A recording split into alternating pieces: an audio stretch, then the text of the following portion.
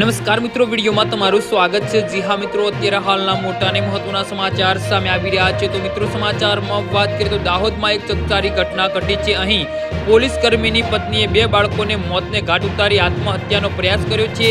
હત્યા અને આત્મહત્યા કરનારી મહિલાના પતિએ એ ડિવિઝન પોલીસ સ્ટેશનમાં ફરજ બજાવે છે। ઘટનાની પ્રાપ્ત વિગતો અનુસાર મહિલાએ 7 વર્ષ અને 3 વર્ષના બાળકની હત્યા કરી ઝેરી દવા પી લીધી હતી, જે પછી ગંભીર હાલતમાં રહેલી મહિલાને ઝાયડસ હોસ્પિટલ ખાતે સારવાર અર્થે ખસેડવામાં આવી હતી। આ અંગે દાહોદ બી ડિવિઝન પોલીસ તપાસ હાથ ધરી છે। હાલ એ પ્રશ્ન ચર્ચાઈ રહ્યો છે કે મહિલાએ કયા કારણોસર બે બાળકોની હત્યા કરીને જીવન ટૂંકાવવાનો પ્રયાસ કર્યો હતો। સુરત જિલ્લાના ડભોઈલા ગામમાં એક હૃદયદ્રાવક ઘટના સામે આવી છે, જેમાં એક માતાએ પોતાની બે નાની પુત્રીઓને ઝેરી દવા પીવડાવી અને પોતે આપઘાત કરવાનો પ્રયાસ કર્યો હતો। સારવાર દરમિયાન માતાનું મોત નીપજ્યું છે, જ્યારે બંને પુત્રીઓ હાલ હોસ્પિટલમાં સારવાર હેઠળ છે। મૃતક મહિલાની ઓળખ મિત્તલબેન પટેલિયા તરીકે થઈ છે, જે પોતાના પરિવાર સાથે ડભોલિયા ગામના સુમન પ્રતીક આવાસમાં રહે છે। જી હા મિત્રો, તો આના વિશે તમારું શું કહેવું છે તો નીચે અમારી કમેન્ટ બોક્સમાં જરૂરથી જણાવજો અને અમારી યુટ્યુબ ચેનલને સબસ્ક્રાઇબ કરવાની ભૂલતા નહીં। ધન્યવાદ।